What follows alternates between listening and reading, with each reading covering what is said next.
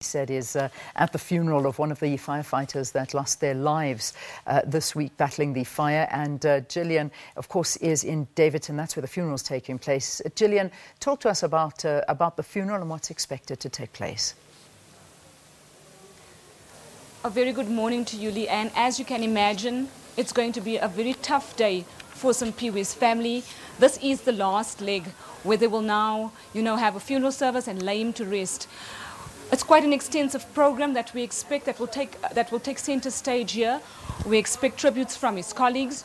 We expect Mayor Herman Mashaba to deliver a keynote address, and we expect, similar sentiments to what we saw on Wednesday at the memorial service, where the union took to the stage and actually, spoke about the working conditions that most of them, have to, the plight of an emergency services worker, that kind of taking center stage. And we're expecting those kinds of sentiments again to come to the fore here at this funeral. Yes, it will be very emotional, as you can imagine.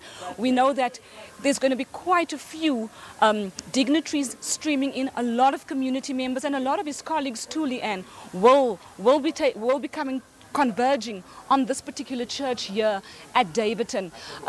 People are slowly starting to trickle in. It's likely to start, we're expecting it to start just in 20 minutes time. Whether that will happen on time, we'll keep you guys updated. But quite an emotional day expected for Simphiwe's family here at the Daveyton church, Leanne.